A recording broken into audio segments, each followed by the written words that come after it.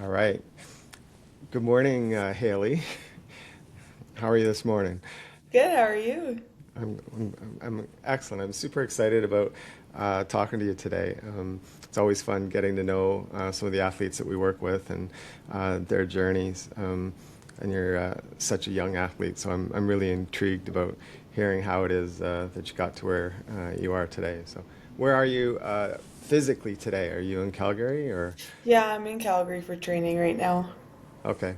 Um, I, Is your training kind of year round in Calgary at this point? No, we're like 6 months on the road, 6 months off season. Okay. So right now it's just like the off ice training, Okay. 'cause they can't keep ice in the track in the Yeah, yeah, summer. But exactly. yeah, because in the summer they eventually open up the ice house at Winsport. Yep. um, where we practice our push start. So eventually we'll be doing that. But for right now, just some sprint training. Okay. All right. So I should back up. Give folks enough. Maybe you could introduce yourself, who you are, what you do, and then we'll take it from there. Okay. I'm Hallie Clarke. I do skeleton for Team Canada. I'm on the national team. I was the 2024 world champion, 2025 junior world champion, and I recently went to the Olympics in February. That's awesome. So of course I want to hear all about that. Um, I have been to Canadian Olympic Park and the Ice House uh, I don't know, maybe 6, 7 years ago. I was at a spin summit there, and I was just in awe. Is that what you call it, the Ice House, where you guys practice your starts? Yeah. Yeah. Yeah. Any? Can you hazard to guess how many times you've started? It's not long that you have. You How many starts? Oh my God, I don't even know. I Yeah. started, I've done 8 full years of Wow. skeleton, and every summer it's from like beginning of July until end of October-ish. Um, and we're training like 2 times a week. I mean, like I could do the math, but I can't do it in my head right now. No, Get who back needs to you to? on It's a lot. that. Yeah. Um, I I didn't know that you've been training for 8 years, like within the sport. Really? Yeah. Okay. Yeah, Well, let's I back up and you tell me how you got to, what you did as a kid. I know you're still a kid, in my eyes.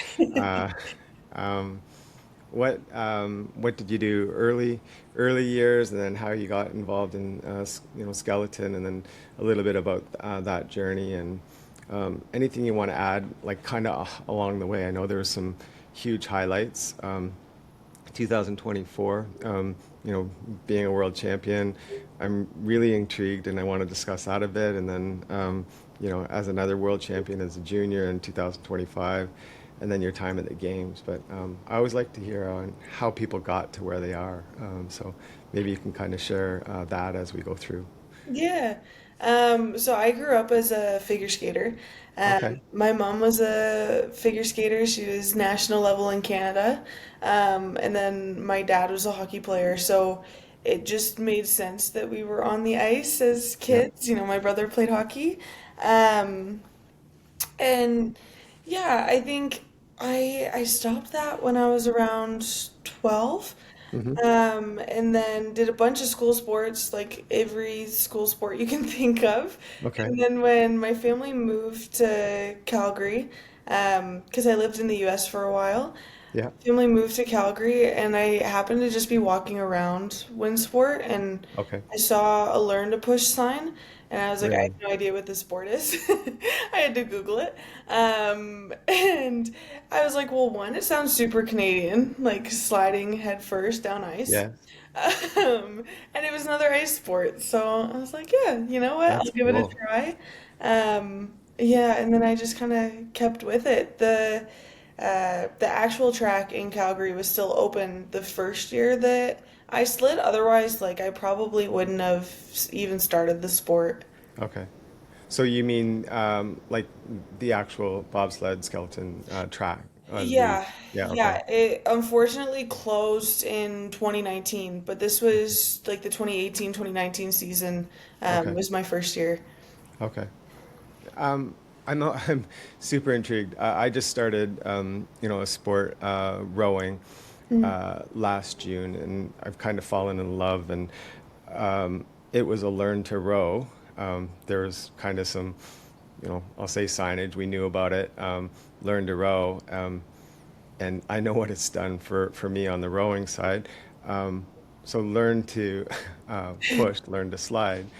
Uh, Tell me about how you start. Like, what did what did that entail? They had, I actually don't know what happened to it, but they used to have a little sled with wheels on it. Okay.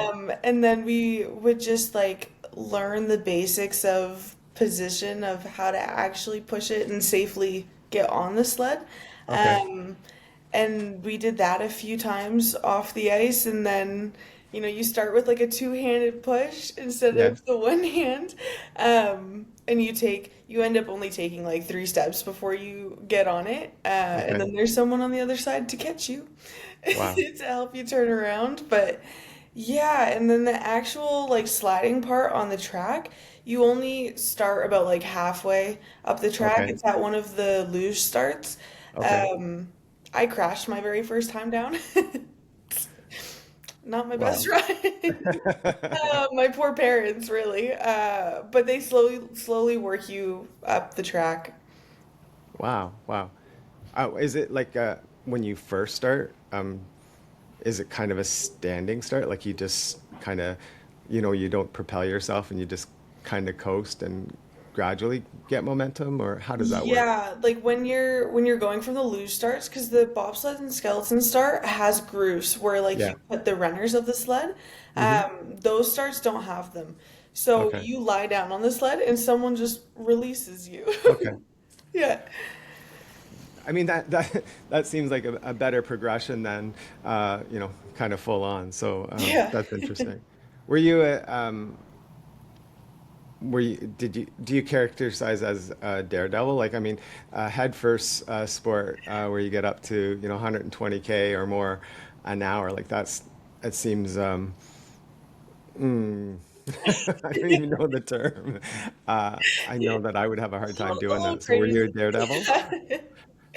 Yeah, I think growing up, yes, like I definitely pushed the limits on things. I was the one that was, kind of testing stuff out. Okay. I was a gymnast when I was like super super little. Mhm. So then I was climbing everything, and when we used to go sledding, I was the one trying to make jumps going down the hill. So I'd say yes. Okay. Okay. Yeah, probably not as much so now, but that's probably because, I do this for a living, so I Right. don't really get Right. to find that outside of this. Well, that's cool.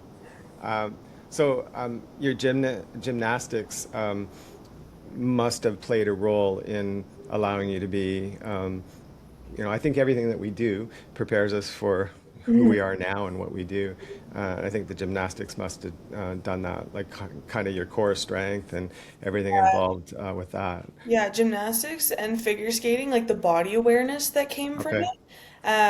'Cause, to try and be as fast as you can, like the form and position on the sled, Hmm. aerodynamically is super important. People are winning races by hundredths of a second. So Hmm. that's like literally just like even your little head movement Yeah. is all it takes. Um, and I think that once you're actually going down the adrenaline, and if things aren't going perfect, which they rarely are, it's really easy to break that form and position. And I think a lot of times people don't even know that they're doing it. Okay. So I think that body awareness has come in huge of, trying to keep that position on the sled. Yeah. So it's almost like on the sled, you have to be like your core has to be like fully engaged, but you have to be relaxed at the same time, like Yeah. which doesn't make sense. But Yeah, Is that what you need to do? it's a weird balance. So like Yeah, even at the start, it feels like you have to be like super amped up to like run as fast as you possibly can at the start. yeah. And then you lie down on the sled and you just have to be like fully sink into it zen. Like it's a very weird balance. But yeah, your core's definitely there and I don't think that we even notice it a lot until you Hmm. get on a track that the ice isn't smooth, it's like fairly bumpy and you can Okay. feel yourself like it's trying to throw you around. Yeah. That's when you really notice that core strength and you're trying to keep your shoulders on the sled and your feet together and you feel like you're getting thrown around and by the end of it you feel like you can't breathe because your core is so engaged. So your runs are typically like around a minute, is that correct? Yeah. Yeah, yeah. Yeah, I think it's my attention span I think has definitely gone down because of skeleton. I can focus really well for a minute. Yeah. I think these days that's still good. It's A lot of people have a hard time true. doing more than a minute. So um, so you learn to slide, like you kind of, you're aware of this sport now. But what happens from there? Yeah, so after that first year, we were only in Calgary and we did 1 week in Whistler. Yeah. Whistler's a bit more of a dangerous track, I guess, Okay. compared to what Calgary was. Calgary was a bit slower, a bit more gentle. Whistler is the fastest track in the world Okay, I and didn't know that. also technical at the same time. Yeah, like my fastest I've gone there, I think, is 142 kilometers an hour. Yeah, which on average usually tracks are around like 120 to 130, Yeah. like a little different. So we only did 1 week there, but Okay. the following year I did Youth Olympics. So I spent that year trying to qualify for Youth Olympics and then was able to go. It was in the actual Youth Olympics was in Lausanne, Switzerland, but we were Okay. in St. Moritz because that's where the track is. And then I know you competed, I think you competed as a US citizen or Yeah, under I the did. flag. So how did that, as a family, you guys made your way to the US, I assume? No, Or, so I lived in the US for like 13 out of the 14 years before I had okay. moved to Canada. Okay. My brother's a US citizen, so like my plan was to get it through him, and then because of Yeah. COVID, there was a huge backlog. So there was some difficulty in that. Yeah. Um, but you don't need a passport to race in like season to season. It's only for the Olympics. I see. Um, so that happened. I had raced my first year on the actual like Canadian team, Okay. was the Beijing Olympic year. And then there was just a lot happening in our federation at the Yeah. time. There was a lot of turnover that happened after that really needed to happen. But it just, like, I was 18 or like freshly 18 at that point. Yeah. Um, and it wasn't a place to be able to continue developing at the time. Okay. Completely different story now, but yeah, it just wasn't what was best for me, and Hmm. I made the switch to the US, and they were great. Like I have Yeah. nothing bad to say. They treated me so well, and I did my first World Cup year with them. Awesome. But I mean, you need these opportunities, right? Yeah. To compete and be surrounded by, the best in the world. It wouldn't matter if it's whatever sport it is. Hmm. We see hockey players, different sports. Cycling's a big one where you'll go maybe to Europe and train because that's where some of the best cyclists may be. So Yeah. yeah, it makes sense Hmm. finding that place for you. So can you take me through some of the training? Like you're in a block of training now, it sounds like. Yeah. Is that correct? So what does like a day in the life or a week in the life of, Haley Clarke look like? Like what do you do so that you can have the best minute Yeah. possible? It's really funny when you put it like Yeah. that. Um, yeah, I right now we had April off, so right now it's kind of getting back into it. It's more technical, kind of I don't know, kind of just trying to build up because we don't actually race until November. Right. So it's a bit more of a slower build. Right now, sprints on Monday, lift on Tuesday, Wednesday's off, and then sprint Thursday, lift Friday, and then it's like more of a cardio general Okay. strength day on Saturday. All right. And then in between that, I am doing school. Okay. And Yeah. what are you studying, Haley? I'm in the health science program at Queen's right now. Okay. I do fully online. I'm really lucky Okay. that they have a fully online program. Otherwise, I wouldn't be able to do it because I'm gone Yeah. for all of fall and winter. I love that you get to do that. It's in Canada especially. I think anywhere, but in Canada, I think it's really important to, be progressing and knowing Mhm. where you're heading, after sport. And sport can come into it for sure. But yeah, I think it's really important to have um, a foundation as you're Yeah. going through. So do you have with your health sciences, degree, like, do you have a particular area of focus where, you could see yourself, or is it kind of a general thing right now? And Right now it's a little bit of a general thing. I know yeah. that like I've always wanted to work in the medical fields. Hmm. For a while it was as a doctor. I don't know if I want to do that much school or Yeah. not. So that's why it's kind of like I'm not 100% sure, but I know that this is the direction I want to go in. So I Yeah. figured health science would be a good base for that. And Yeah. maybe along the way I figure out what it is I want to do. Yeah. But really, I feel like if I can have a degree by the time I'm done my career, then like I'll be in at least a good place to Yeah. kind of That's awesome. transition. We shared, so I guess 35 years ago, I had kind of that same aspiration. I wanted to go to med school. I went to school, we're in Windsor, but I grew Mhm. up in London. I went to school in London and was a solid, like maybe B plus student, but it wasn't good enough at the time to get into med school. And I lamented that for a while, but I'm thrilled with what I get to do today, and I think I get to actually help more people with what we do than I would have ever in that field. Not that I don't love the community, I do. I volunteer in a hospital, but yeah, Yeah. it's interesting to know that that's kind of directionally you want to be in that space. So Yeah. Yeah, we'll see. We'll see yeah, yeah. what happens, but Um, so when you're lifting, can I assume that that's lots of Olympic lifts, deadlifts, lunges, squats.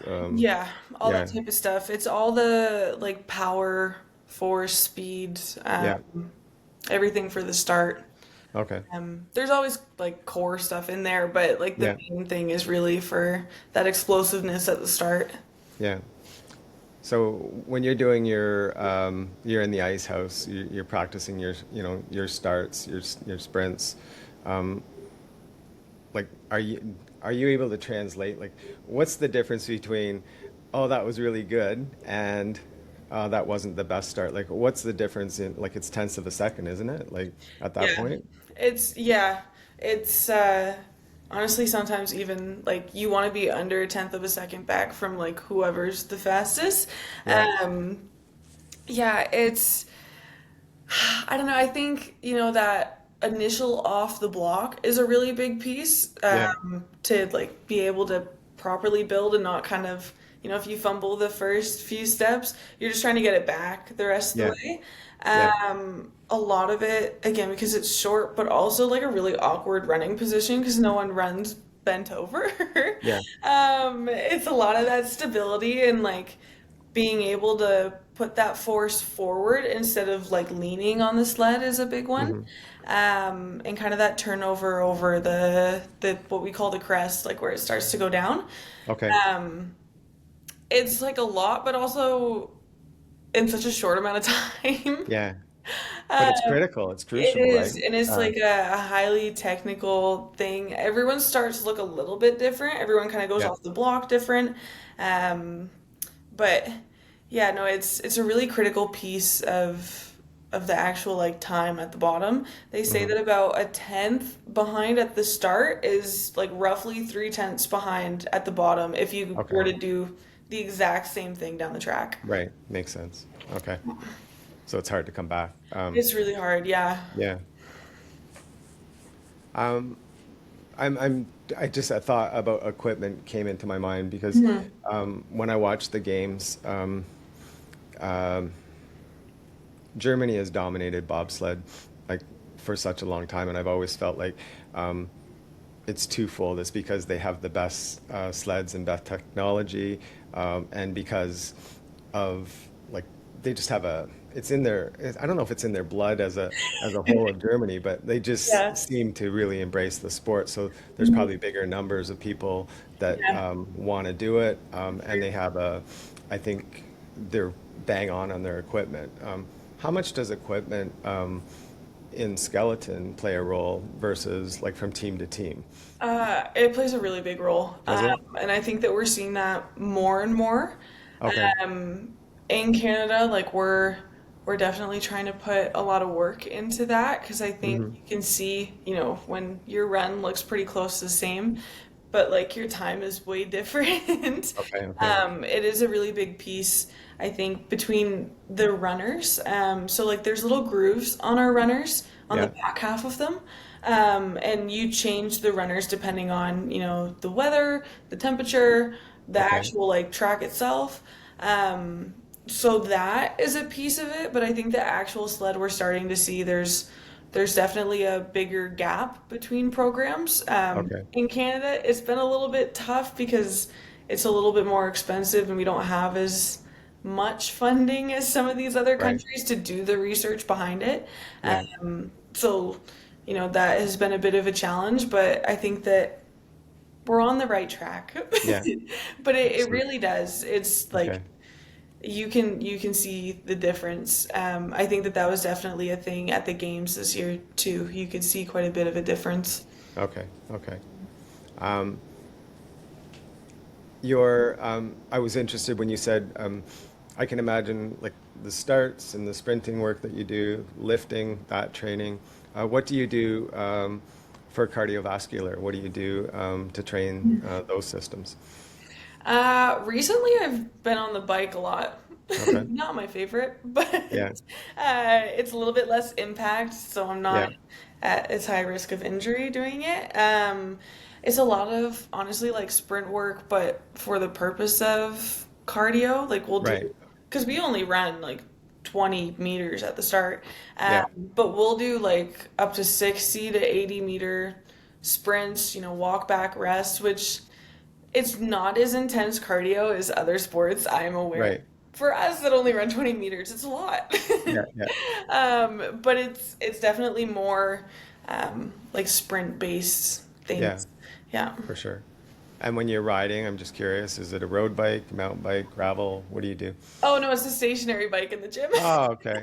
Oh, here I am. I should have I'm been more seeing clear you about that. cycling towards No. Canmore or something like that. So, No, no. no. Okay. I know that a lot of just sliders in general in Canada, they're really big into it. A lot of bobsledders recently asked me like if I have a bike, and I Yeah. said yes, and then I realized that they meant like an actual proper like cycling road bike.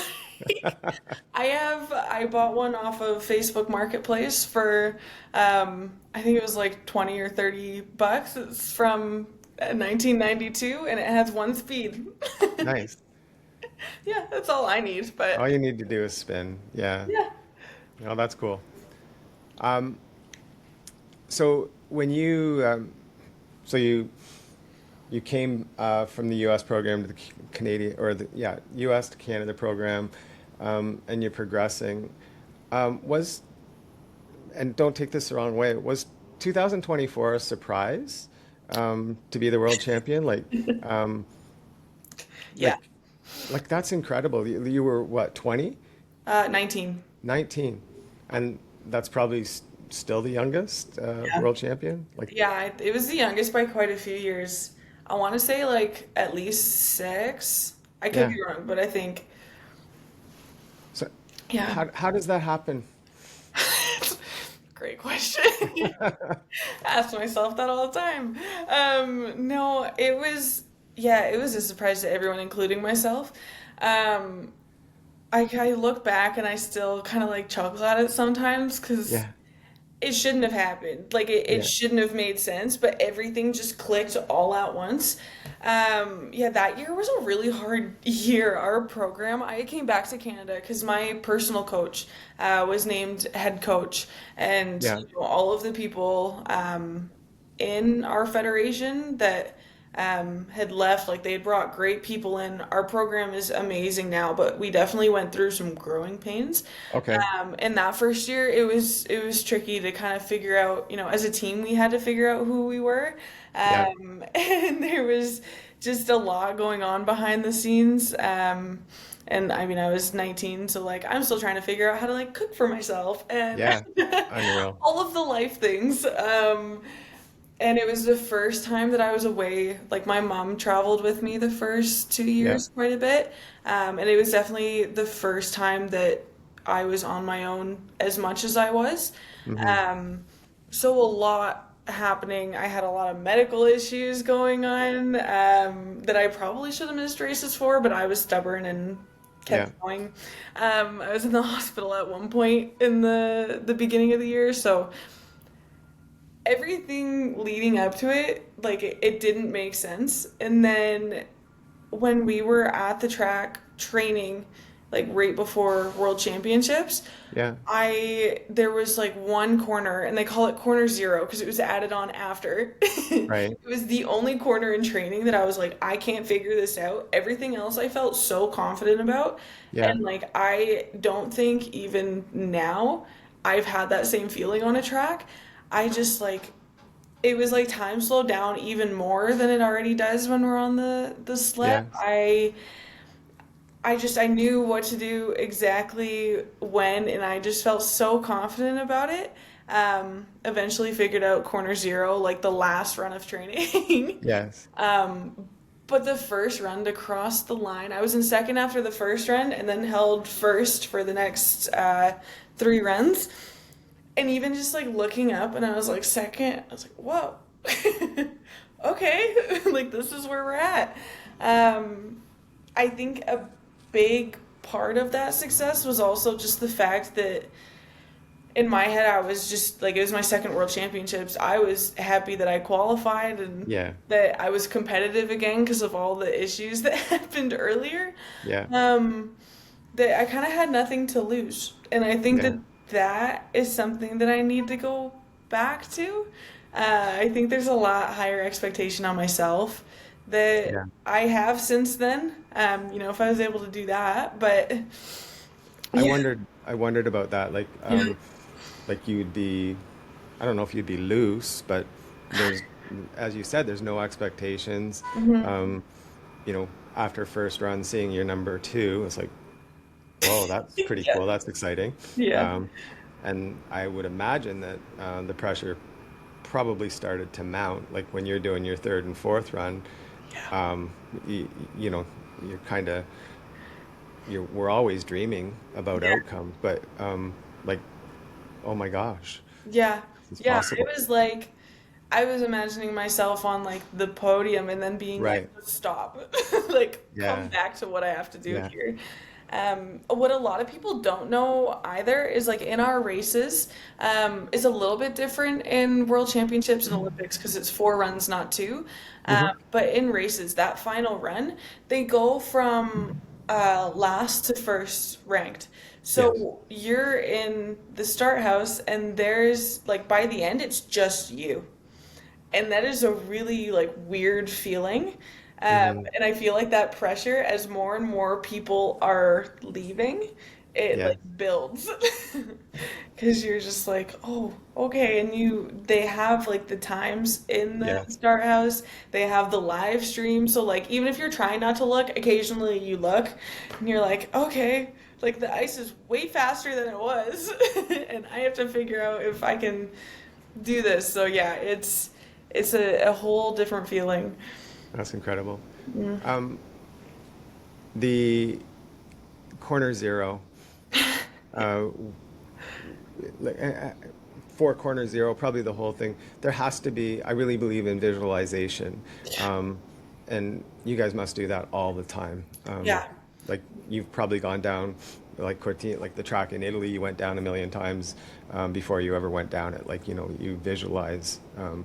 Is that how corner zero went for you? Like you just kind of got it figured out, or and you just kept on repeating that, or how does it come to be that it sounds like I might be wrong, Haley, that corner zero was probably one of the best parts of your your race, right? Like compared to others, is that correct? Or did you Yeah, perform like on it's one of those because Winterberg, where that World Championships was, yeah, is such a gentle track. yeah, It's really hard to build speed. So like okay, especially early on, if you're messing up, like you can't get it back. okay, It's not a technical enough of a track I see. to be able to like catch up to people. Okay, So yeah, I definitely think I don't know if it was better than other people's, but my start was really competitive, and I was yes, able to carry that. okay, got So it. that was a really big piece of Awesome. that. But yeah, that visualization.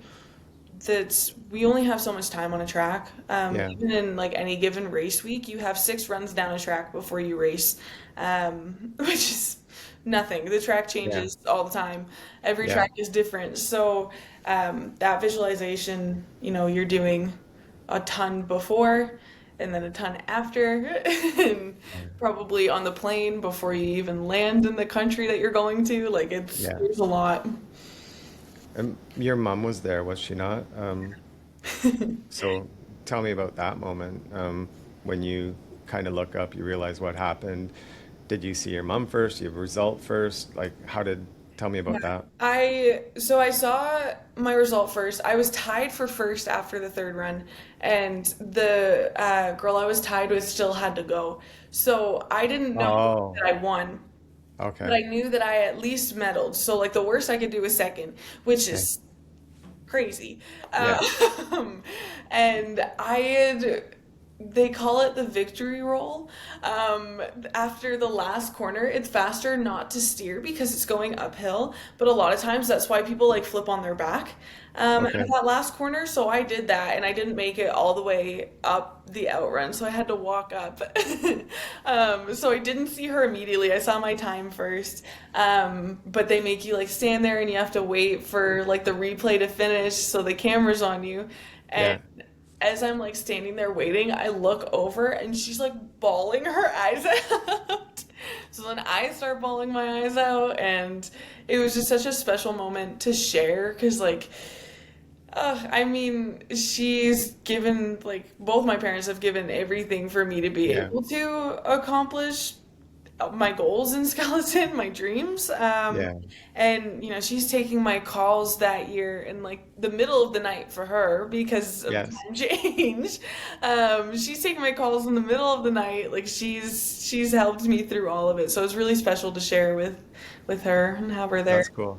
I saw your Mother's Day post. It made Yeah. me well up. 'Cause, I have that. I mean, I'm sure we all have that same bond with our moms, and Mhm. yeah, so incredible.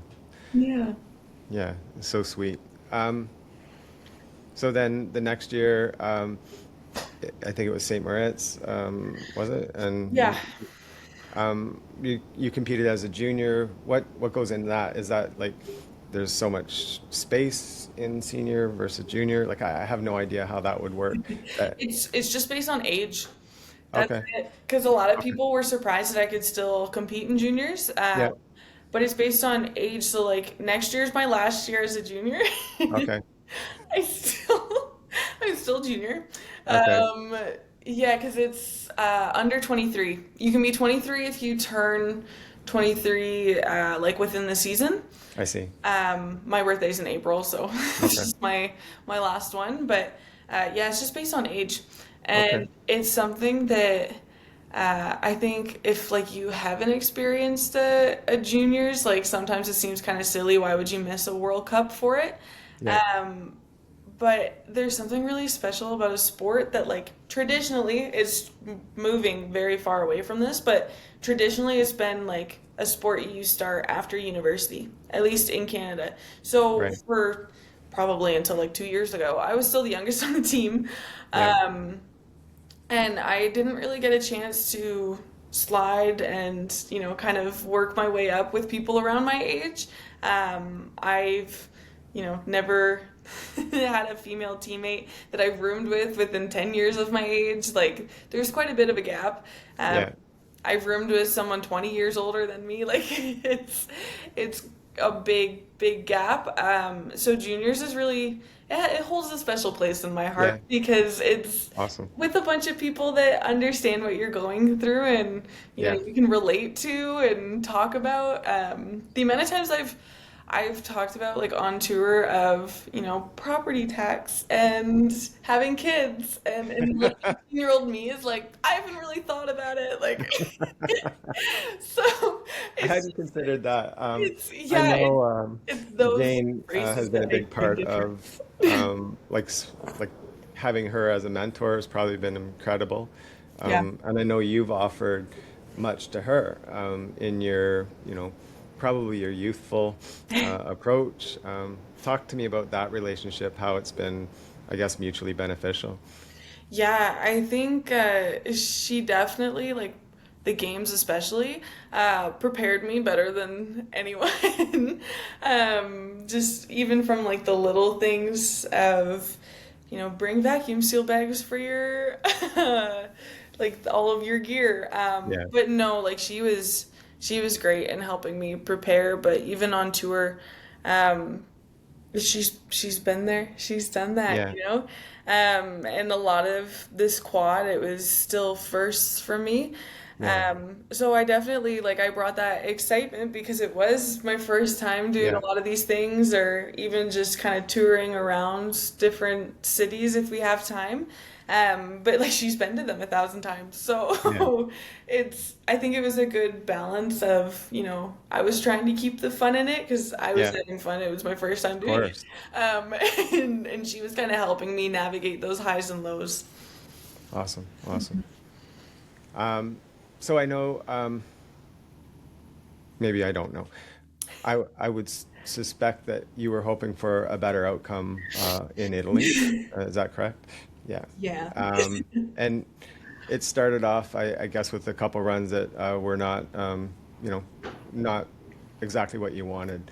Yeah. Um, but the last two, and especially the last one, was maybe something to build on for that next quad. Is that kind of how what you take away from the games? Like, what do you take away from the games? Yeah, I'm definitely taking away more positives now than I was Yeah, immediately after. yeah, It's the worst result I've ever had in any yeah, race I've done. So yeah, to do that at such a big event that like, your whole career, I mean, I've been wanting to go to the Olympics since like I could walk. really, So yeah, I used to want to be in figure skating and then that right, kind of changed when I started skeleton, but um your whole life into this and then you're like it's in our sport like that first run when it was one moment that went so bad and I couldn't get it back. right, um it was hard to kind of come back from mentally because yeah, once I was sitting in like 20th or 21st after yeah. the first run. It's hard to come back. Like I said, people are winning by hundredths of a second, and I was over a second back. Like you So can't do what that. was that first run? Like I know your last run, what it was. In contrast, I think that was like 57.98 your last run, so it was Yeah. really good to build on. And Mhm. what was your first run? Do you know? Or do you just push it out? Yeah. Honestly, I don't even know. Um, Yeah. I don't really even remember that first day. I Yeah. remember the second Okay. day. I don't really remember the first day. I was a bit of Yeah. an emotional mess after that I one. bet. It's, Yeah. yeah, no, now like I look at it and it's definitely like motivation for the next Hmm. games because I want to do better than that. And it's kind of sparked that little bit of fire in me for sure. Yeah, of course. I mean, we said earlier about how every experience, like your gymnastics, your figure skating, all of that prepares you for where you are now. And so does that, um, that Olympic, Yeah. experience that you had. Um, you, there's not many people 22 in skeleton, having their first, game. So it's nice to have that in your mind and all of those experiences as you spend the time in the on your starts and your lifting and everything like that. So, Yeah. yeah. So, I think yeah, that's as much as I wish it didn't, I think it had to happen, to be yeah, honest. Um, I had never, I mean, I've done, what, three world championships, and I've never been outside of the top 10.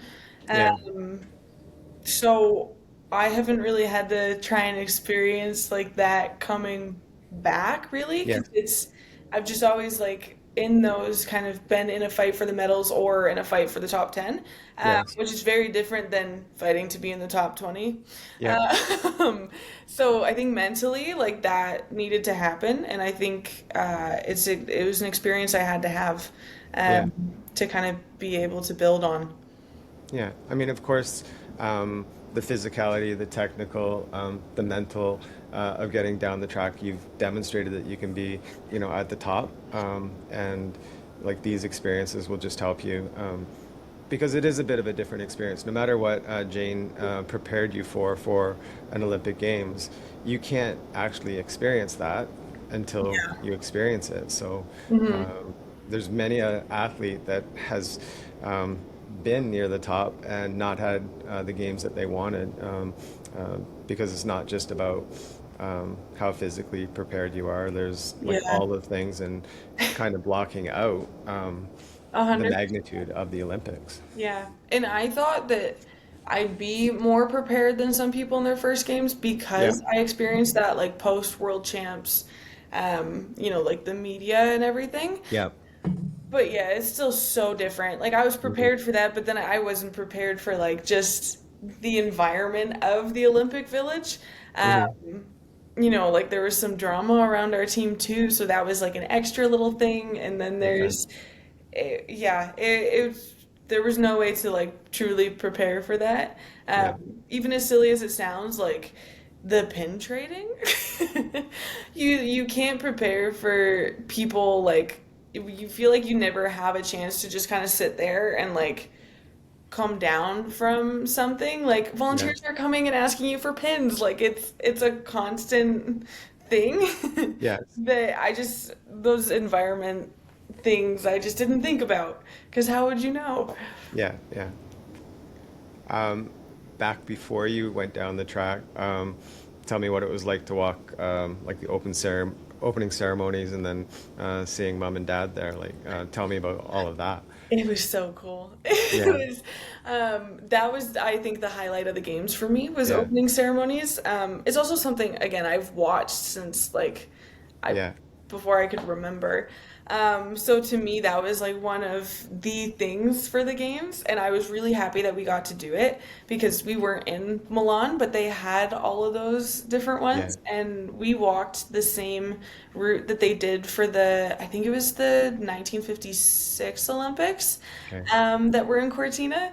So it was really cool. We walked through the town yes, and they had people lined up on the streets on the sides, so like people are doing high five trains. You got some people are signing stuff as they're walking, but yeah, then my parents who like they weren't supposed to be there because tickets were really expensive, so they yeah, were just gonna watch it.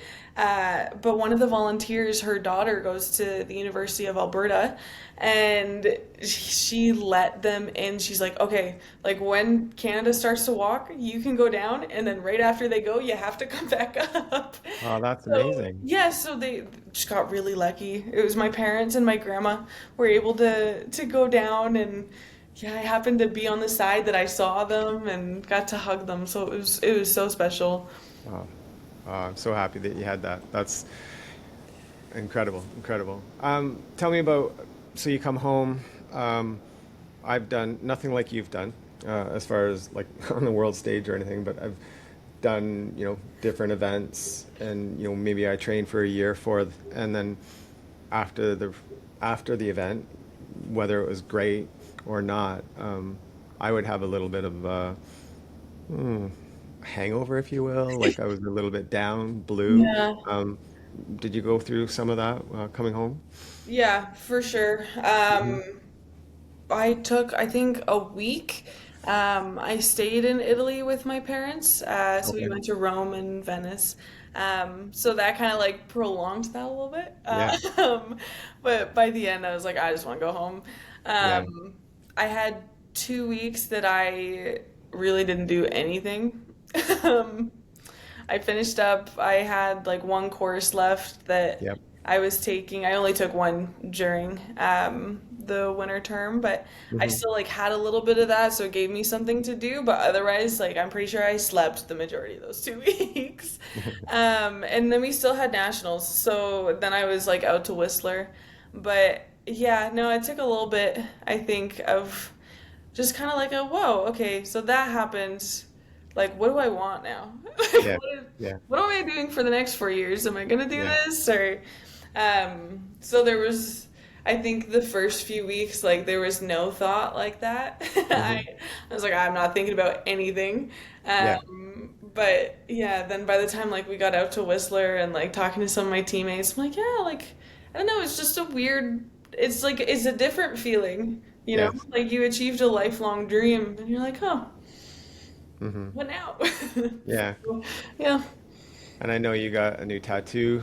Was that like 4 or 5 weeks ago? yeah, Yeah. Yeah. yeah, Yeah. yeah. It was fun.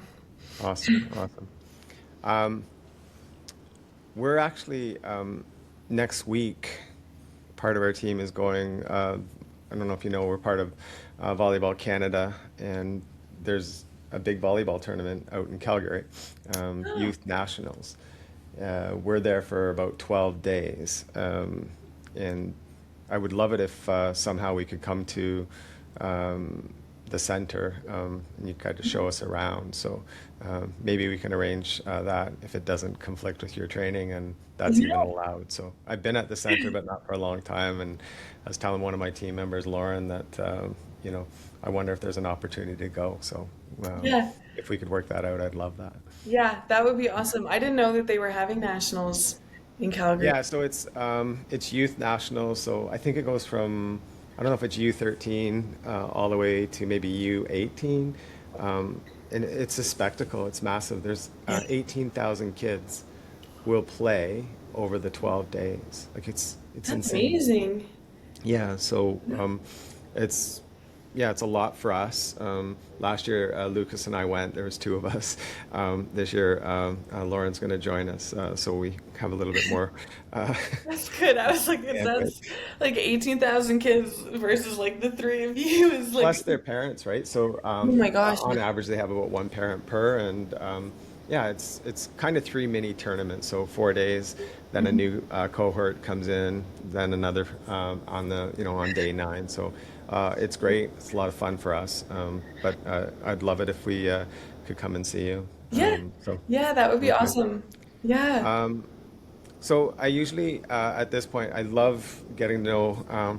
I had no idea how you got to where you are, Yeah. about cycling and your gymnastics, and I enjoyed learning about kind of the journey and some of the steps along the way, where you're heading. I kind of know that.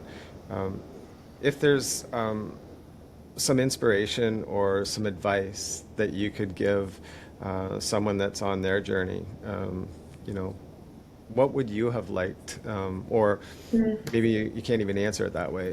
What would you want to share with them to help, that might help them and inspire them, might help them with the experience that you have in getting to where you are? Yeah. I mean, there's so much that I could share. But I think a really big one for me, because post World Championships, I had quite a bit of like we talk about like hangovers Hmm. from things, an emotional hangover. Like I struggled so much the whole next year, and Hmm. a lot of it was the pressure that I put on myself. I see. So I think a really big thing for me was learning to lean on the people around me, whether that was teammates, coaches, my parents. Um, Hmm. at the end of the day, like my parents love me no matter what, and I'm very Yeah. lucky to have them.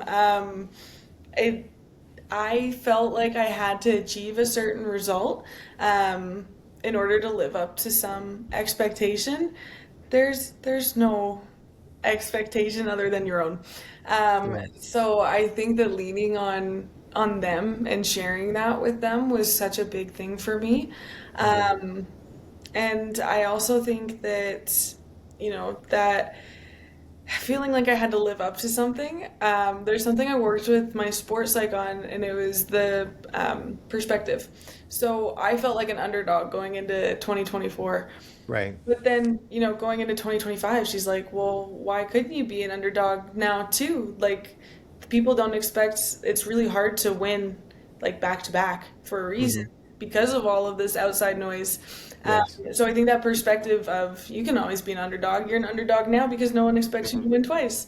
Yeah. That was a great perspective shift. So I think that it's those little things that make a Yeah. really big difference.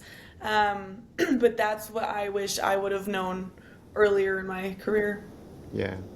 Yeah. I think it's so important to. I think high performers tend not to want to lean on others Yeah. and do it themselves. And I think that realization, that learning that we can be more if we, lean on the people around us, and the people around us want to help. Um, Yeah. they want us to succeed, and they actually want to help us succeed. So, yeah. So that's really good insight. Yeah. Yeah. Thanks for sharing. Um, Before we finish, Haley, is there anything you want to elaborate on? I so enjoyed this conversation. I knew I would. Yeah. So, is there anything you want to elaborate on or say in closing? Um, Not on like my side, but I do want Yeah. to say thank you for your support. Uh, It makes a really big difference. I'm pretty sure half the weight of my suitcase when I travel is wisdom. So no, it makes such a huge difference to know that there's people supporting you. So thank you, and thank you for oh, you're having welcome. me. My suitcase is often the same. I'm from nationals, volleyball nationals. I'm heading from Calgary. There's a direct flight to Rome on the 28th. My wife teaches in Florence right now, and Oh, I'm going to visit. And I'm always saddled down with lots of, Polar Joe and Grupo. So yeah. there'll be lots. So I know Yeah. what you mean. So Yeah. yeah. Well, thank you so much, Haley. I so appreciate this, and we love supporting you. Yeah, well, thank you so much. And I hope that we can meet up when you're in Calgary. Yeah, I'll reach out separately, and yeah, we'll figure it out. Awesome. Okay, thanks, Haley. All Have a right. great day. You too. Bye bye.